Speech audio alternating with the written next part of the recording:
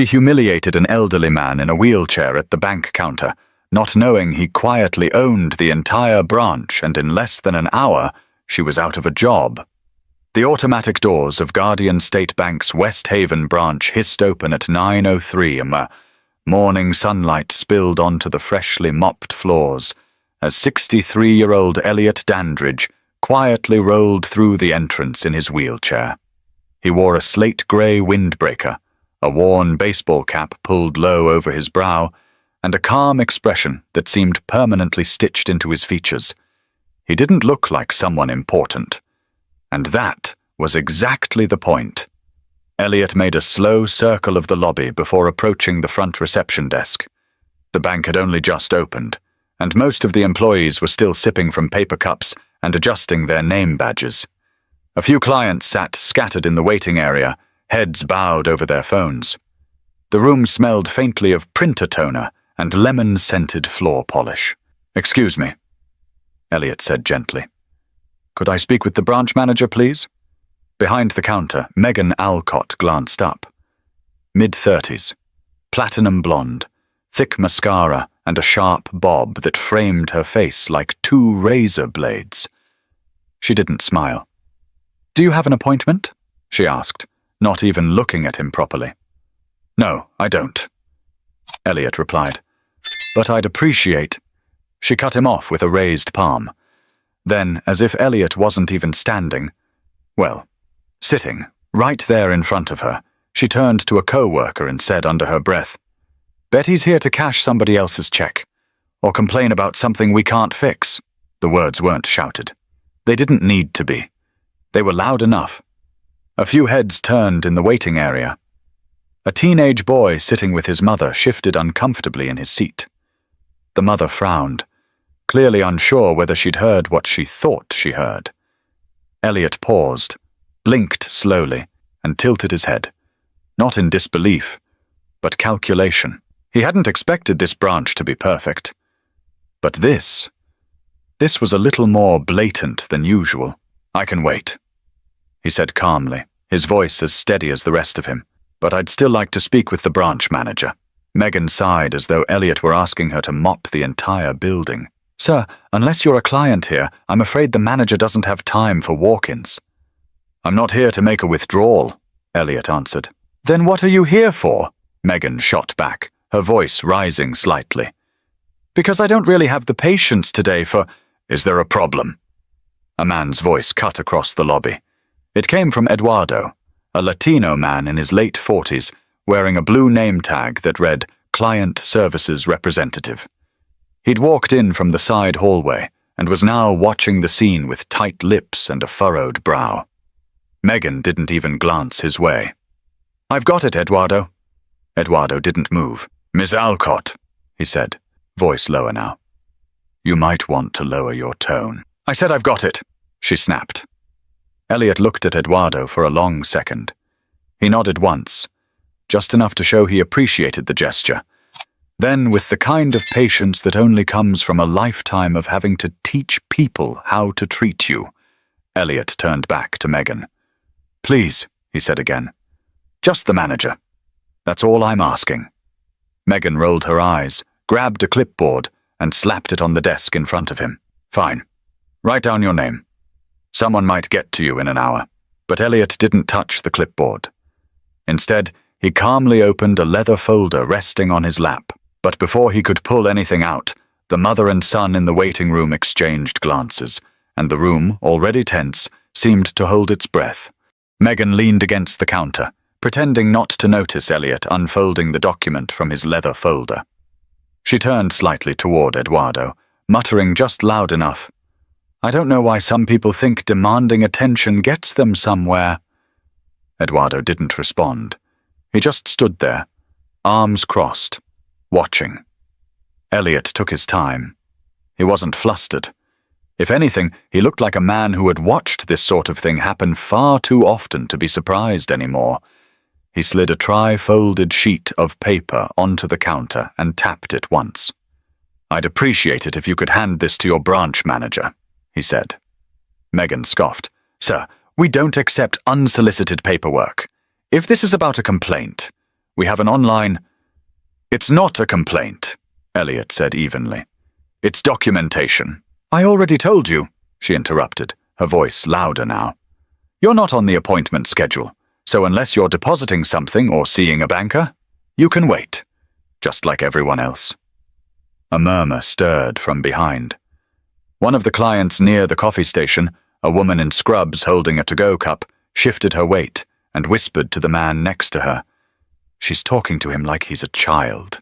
He didn't need defending, but people were beginning to notice. Megan, still not sensing the shift in the room, shoved the paper aside with a manicured fingernail and gave Elliot a tight smile that didn't reach her eyes. "If you're not going to sign in, I'm going to have to ask you to move out of the reception area." Elliot leaned back slightly in his chair. Not a retreat. More like someone taking inventory. He turned to Eduardo. "Would you mind taking a look at this, please?" Eduardo stepped forward without hesitation. Megan immediately tried to stop him. "He doesn't need to—" But Eduardo held up a hand, not to Elliot, but to her. A quiet, firm gesture. He picked up the document, scanned it quickly, and then his eyes widened.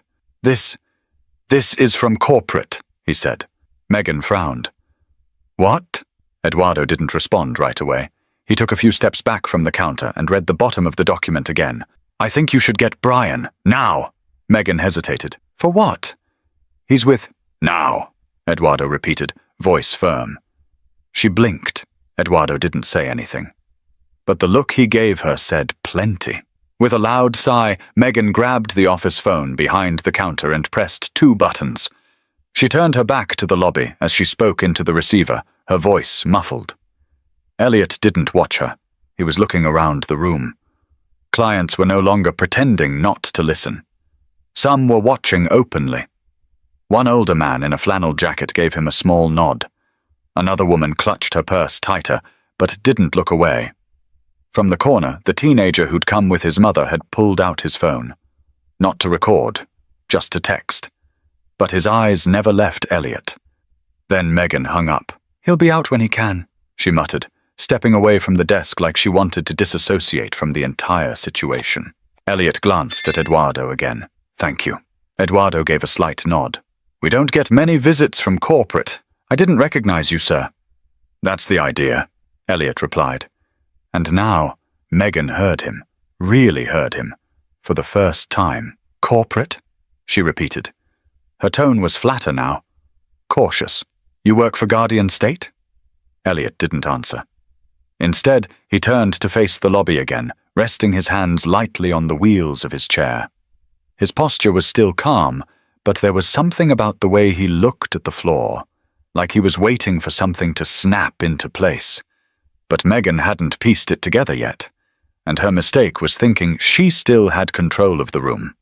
Megan paced behind the counter now, arms folded tightly, tapping her nails against her sleeve. Her earlier smugness had drained into something brittle. You could hear it in her silence. But she still hadn't apologized, still hadn't asked for clarification. She was waiting, banking on the idea that whatever this man claimed, it could be explained away. Across the lobby, Terence Holland, one of the youngest tellers on staff, had paused mid-transaction. The moment felt heavier than it should have. He excused himself from his client, an elderly woman depositing her retirement check, and walked back to his station, where he leaned against the glass partition, eyes on Elliot. He'd seen the whole thing, the way Megan had spoken to him, the way she dismissed Eduardo, who was easily the most respectful person on staff. Terence reached into his pocket and tapped open his camera app. He didn't hit record right away. He hesitated, then quietly hit the button. In the corner, the teenager who'd been watching Elliot whispered something to his mom. "Mom, is he like some kind of undercover boss?" She glanced at Elliot, then at Megan, then back at her son. "He doesn't need to be undercover," she said. "He's got presence. Look how quiet she got all of a sudden." They weren't wrong. Megan wasn't talking anymore. She kept looking toward the hallway, willing someone, anyone, to step out and make this stop. She shot Eduardo a glare, but he had returned to his desk, typing something quietly, deliberately ignoring her.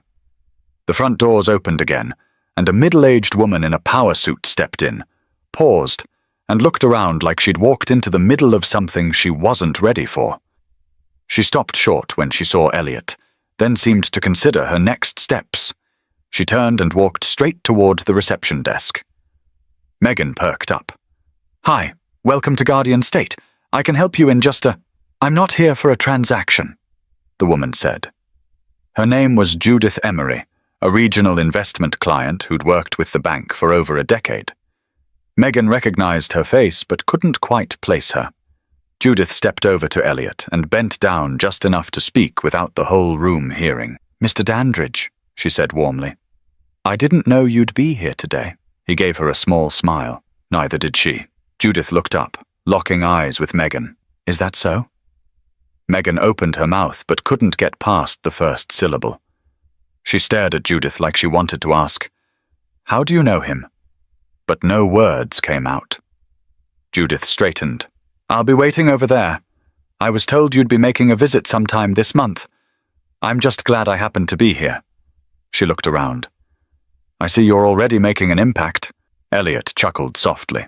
"Unintended, but noted." Judith walked to a chair by the window, pulled out her planner, and began to write.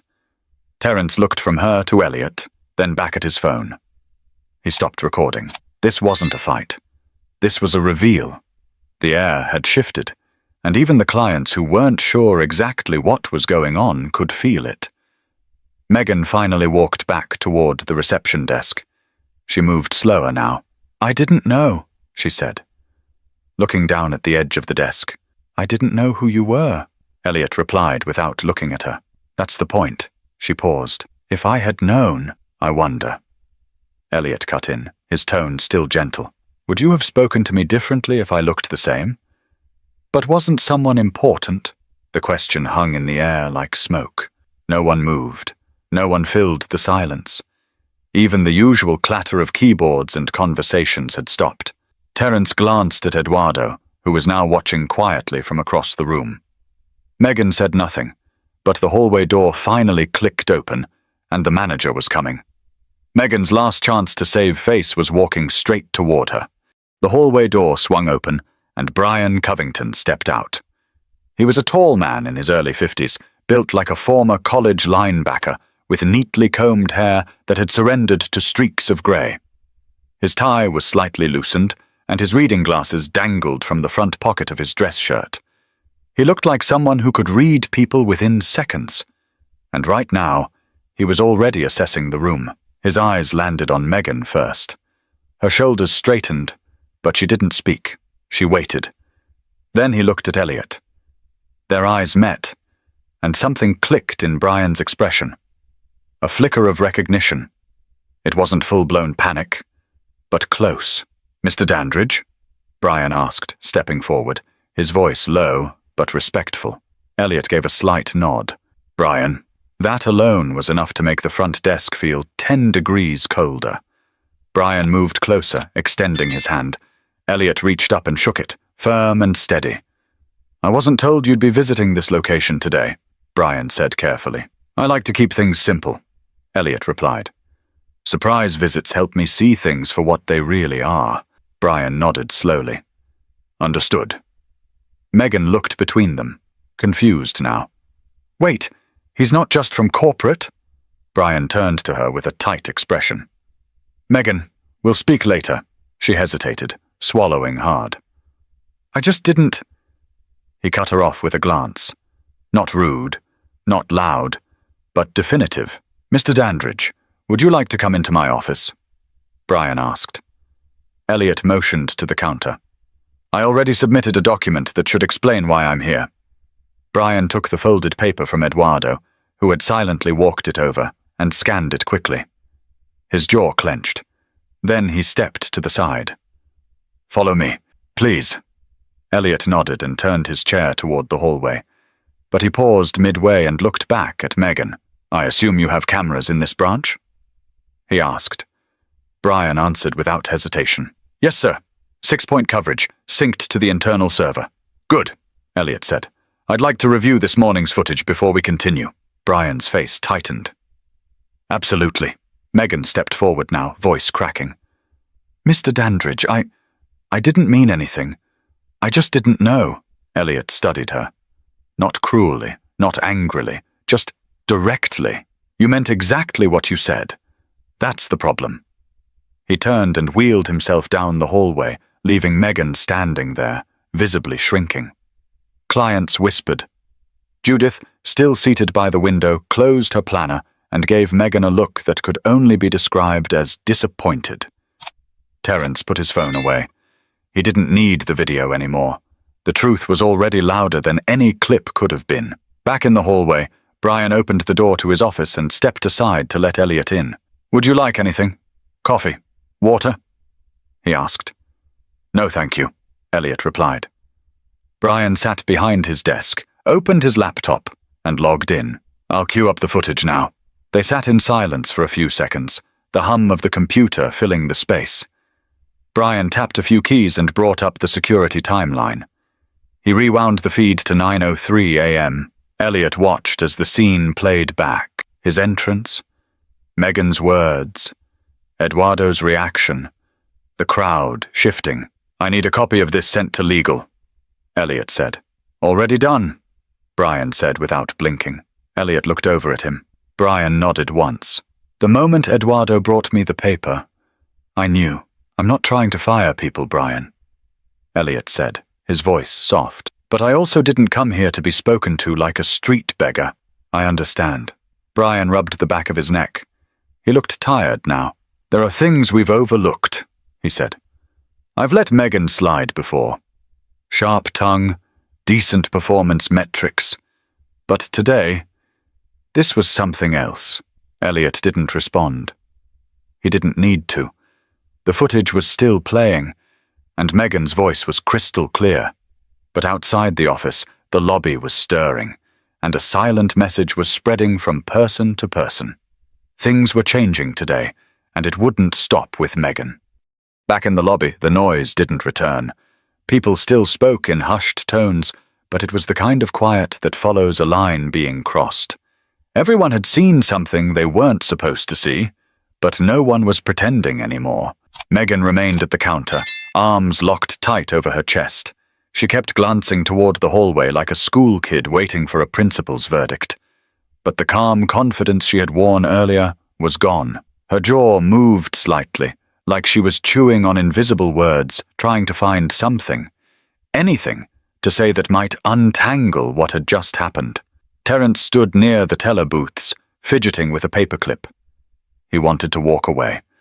Back to his desk, back to the rhythm of deposits and transfers. But something held him there. Maybe curiosity. Maybe something heavier. He glanced at Eduardo, who hadn't moved from his post. Their eyes met, and Terence said quietly, "Is this really happening?" Eduardo nodded once. Every bit of it. Behind them, Judith stood up, brushing off her skirt. She walked over to the waiting area and addressed the room, not loudly but with poise. "For those wondering," she said, "that man is not just part of corporate. He owns part of this bank." Heads turned. A few jaws dropped. Someone in the back whispered, "No way." Judith gave a small shrug. "I've worked with him. Brilliant investor. Private. Doesn't talk much. But when he does—" She didn't finish the sentence. She didn't need to. One of the older clients, Mr. Fairley, who'd been banking there for 20 years, spoke for the first time. "So he let her speak to him like that? And just waited?" Judith nodded. "That's how he works. He watches before he acts?" Megan's head whipped around. "This is crazy," she said, half laughing. "I didn't do anything wrong. I was just trying to follow protocol." But no one responded. Not a word. Megan looked to Terence, maybe hoping for backup. He looked away. She looked at Eduardo. He didn't flinch. "We both heard what you said, Megan." "You know I didn't mean it like that," she said, voice rising. "It was just a joke." "Were you laughing?" Eduardo asked, calmly. She didn't answer. The hallway door opened again. Brian stepped out first, holding a small folder under his arm. Elliot followed, his hands on the rims of his wheels, face unreadable. Brian walked straight to Megan. "Come with me, please," he said. "Why?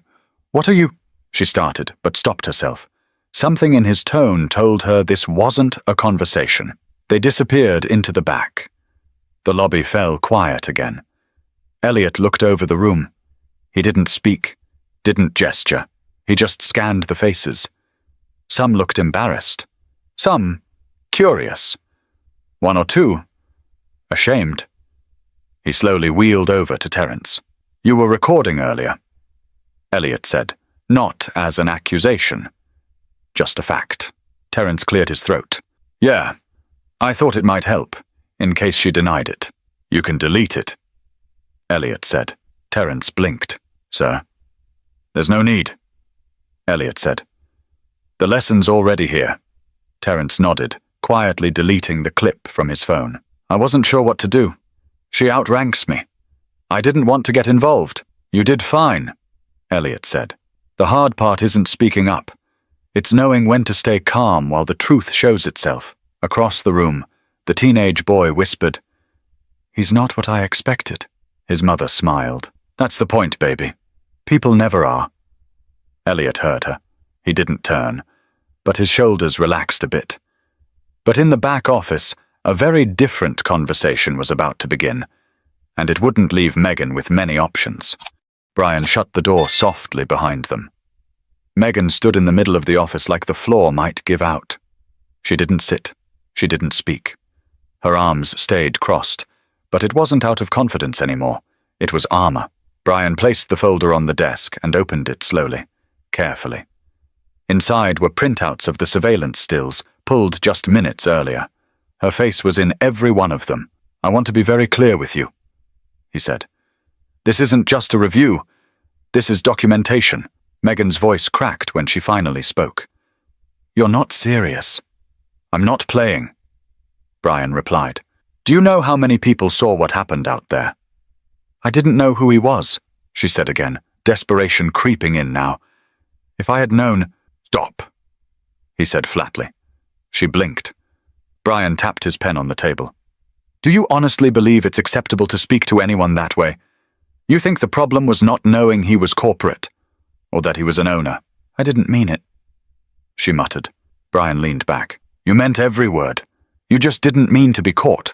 Megan's mouth opened, but no sound came out. She looked smaller now, less polished. The cracks in her armor were showing. Brian leaned forward, lowering his voice. "Do you understand the position you've put this entire branch in? That man didn't show up to fire anyone. He came to observe. That's all. You gave him a show he'll never forget. I can apologize, publicly, to him, to everyone," she said, reaching for a lifeline. Brian didn't budge. "Do you think an apology rewrites the way you treated someone you thought had no power?" She looked down. He continued, "I've had complaints about your tone before. Clients, even staff. I let it slide because you moved numbers and followed procedures. But that ends now." Megan's throat tightened. "You're really letting me go?" Brian folded his hands. "Not because he told me to.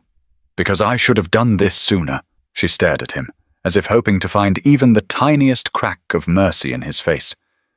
But it wasn't there. Not anymore. "I need your badge and login credentials," he said. She hesitated a second too long. "Megan," he said again. She finally unclipped her name tag and set it on the desk with shaking hands. Then, silently, she typed her deactivation code onto the company iPad. When she was done, she looked up. "He humiliated me." "No," Brian said calmly. "You did that to yourself." She took a slow breath, turned, and left without another word. Outside the office, Elliot sat quietly by the front desk. Judith had returned to her seat. The rest of the room had fallen back into that strange hush, but no one had left. The second Megan appeared, badge gone, her coat folded over her arm, the room shifted. Not with cheers, not even with gasps. Just recognition. She didn't look at anyone as she walked out. Didn't speak. Didn't meet a single eye. The door clicked shut behind her. Elliot looked up at Brian. "All done?" he asked. Brian gave a single nod. "Then I'd like to speak to the team," Elliot said. Brian looked toward the staff lounge. "I'll bring them in."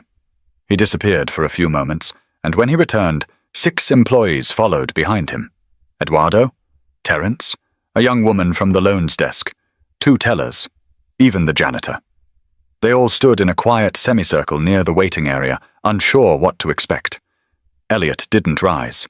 He stayed in his chair, just as he had when he entered. But his voice, when he finally spoke, carried across the room like someone who'd been holding it in for years. But before the first sentence left his mouth, everyone could feel it. This wasn't going to be about punishment. It was going to be about something bigger. Elliot looked at the staff gathered in front of him, not with anger, not with scorn, but with the quiet gravity of someone who'd lived long enough to know exactly how people work. His hands rested gently on the arms of his chair, and when he spoke, there was no performance in his voice.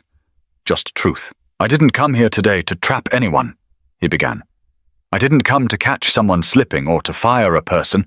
That's not my role." No one moved. "I came because every few months I visit our branches. I don't announce it. I don't wear a suit. I just show up.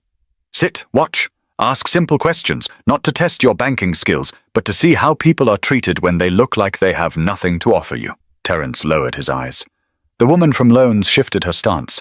Even Eduardo looked like he was holding his breath. "Today," Elliot continued, "I wasn't addressed as a client. I wasn't addressed as a man. I wasn't even addressed as a human being. I was spoken to like a problem, like an inconvenience." He paused. "And the only reason that changed was when Megan realized I had power." The silence was dense now. Not uncomfortable, but weighty. The kind that made every person think about what they'd do if it had been them behind the desk. "I've spent most of my adult life being underestimated, dismissed, looked past," Elliot said, voice still calm. "And that's fine. I don't need attention. I've built my life quietly, without needing validation." He turned slightly to look at Terence. "But you saw something wasn't right, and you pressed record. You didn't say a word, but you knew it mattered. That takes something." Terence looked stunned. "I didn't know what else to do." "That's okay," Elliot said. "You didn't need to fix it. You just needed to acknowledge it. And you did." Then he looked at Eduardo. "You spoke up. Not to protect me, but because it was the right thing to do. That means more than you know." Eduardo nodded, a little overwhelmed. "Honestly, I thought I'd get written up." Elliot gave a faint smile. "Maybe in another bank. Not this one." He turned back to the group. "Some of you said nothing. I understand. It's hard. When someone above you is doing wrong, most people freeze. But I want you to remember something." He leaned forward slightly, voice a little firmer. "The way you treat a person when you think they can't help you, that's the version of yourself the world remembers." No one blinked. "You don't have to be perfect.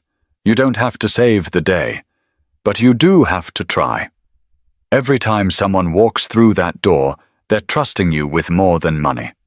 They're trusting you not to humiliate them, not to reduce them." Judith, still standing near the side, quietly wiped a tear from her eye. Elliot took a breath. "Megan lost her job today. Not because of me. Because she exposed something in herself that shouldn't exist in a place built on trust." He looked around one more time. "This branch can be better. You can set the tone. You can create a place where no one questions if they belong. That choice isn't mine. It's yours." Brian stepped forward, clearing his throat. "I think we all needed to hear that, sir." Elliot nodded slowly. "Then let's hope you take it with you." He started to wheel himself back toward the front doors. No applause followed. No grand gestures. Just the quiet hum of people processing what they'd just witnessed. But as he reached the lobby entrance, something unexpected happened. Someone stepped forward, quietly, respectfully, to speak not as an employee or client, but as a person. The person who stepped forward was the janitor, Clarence Duval. 65 years old, slow-moving, and always in early before the staff even punched in. Most barely noticed him unless he was pushing a mop or emptying bins. But Elliot did. Clarence nodded once. "Sir, I just want to say thank you for how you handled this." Elliot turned slightly in his chair. "And what's your name?" "Clarence. Clarence Duval." Elliot gave a quiet smile. "Pleasure to meet you, Clarence." Clarence looked down, then back up. "Been working in this branch since they opened. 30 years, maybe more. I've seen people come and go. I've seen people promoted who didn't know how to look others in the eye." He didn't say Megan's name. He didn't have to. Clarence's voice wavered a bit. "I've cleaned up after folks who thought they were too good to say hello. That kind of thing stays with a man." Elliot nodded slowly. "Respect doesn't come from a title." "No, sir," Clarence replied. "It sure doesn't." Terence was still standing near the teller's station, watching all of this unfold like he'd stumbled into a story he wasn't expecting to be part of. The woman from Loans stepped forward now, hesitantly. I didn't know what to say earlier, but I saw what happened, and I should have said something." Elliot looked at her gently. "And now you have." She seemed surprised by his response, like she was waiting to be scolded, not acknowledged. Then came the quiet shuffle of chairs. A few clients began to collect their things. Some whispered their goodbyes, but no one moved quickly. They lingered, like they were still trying to understand the weight of what they'd seen. Near the door, Judith caught up to Elliot one more time. "If you ever decide to take a public-facing role," she said with a smile, "I'll be the first in line to vote for you." He chuckled. "No campaign signs in my future." Judith leaned in slightly. "That speech, it'll stay with people. Let's hope their actions match it," Elliot replied. Brian joined them near the door, holding a sealed envelope. "I drafted an apology letter from the branch, addressed to you personally, though I doubt it captures the full extent of the day." Elliot accepted the envelope, but didn't open it. "I'm not here for apologies, Brian," he said. "I'm here to see who this branch really is. And I saw it today." Brian glanced over his shoulder at the staff. "We'll be better. Don't tell me," Elliot said. "Show them." They stood in silence for a moment. Then Brian extended a hand. Elliot took it. Back at the reception desk, Megan's absence felt glaring. The empty chair, the untouched clipboard. It all sat there like a reminder of what had just played out. Elliot began to wheel himself to the door. But before he could reach it, Terence caught up to him. "Mr. Dandridge?" he asked, a little breathless. Elliot stopped. Terence rubbed his palms together, nervous. "I was wondering, would you be willing to come back? Not to inspect us or anything, but to speak. To the new hires, or even the interns. I think people would really benefit from hearing you again." Elliot paused. "That's not my job, son." "I know," Terence said quickly. "But I think it matters." There was something in the way Terence said it that landed. Not flattery, not obligation, just belief. Elliot considered that. "I'll think about it." Terence nodded. "Thank you." For today. Outside, the automatic doors opened. Sunlight spilled into the lobby again. As Elliot rolled forward, a woman, one of the clients, stepped ahead and held the door for him. Not because he needed it, not because she had to, but because it was decent. Elliot looked up at her. She just smiled and said, "Have a good day, sir. You too," he said quietly. He passed through the door, down the ramp, and into the quiet of the parking lot. But even as he disappeared from view, everyone inside the branch knew something had shifted, not just in policy, but in perspective. The branch stayed quiet long after Elliot was gone. Brian stood in the lobby, arms crossed, watching the staff return to their duties one by one. There was no laughter, no chit-chat, no casual shuffling of papers to break the tension, just the sound of realignment, people reevaluating what they thought they knew about the place they worked. In the break room, Terence sat with Eduardo, each quietly sipping from paper cups. Eduardo looked up. "You ever seen something like that?" he asked. Terence shook his head. "Not in real life. Only in movies. But this felt more honest." Eduardo nodded slowly.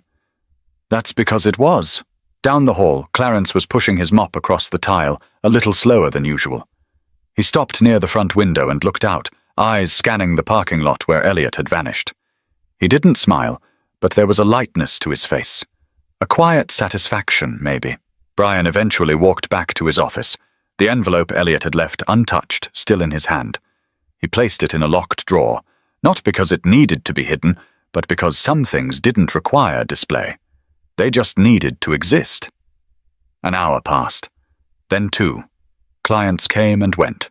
Transactions resumed. The phones rang again. On the surface, everything returned to normal. But it wasn't the same. Terence now greeted each person at his counter with direct eye contact. The young woman from loans asked 3 times if her client needed anything else. Eduardo stayed near the front desk longer than usual, not hovering, but watching. And Megan's absence echoed louder than any reprimand could have. By late afternoon, Judith had already placed a call to corporate, giving her version of events, detailed, accurate, and respectful. She didn't embellish. She didn't exaggerate.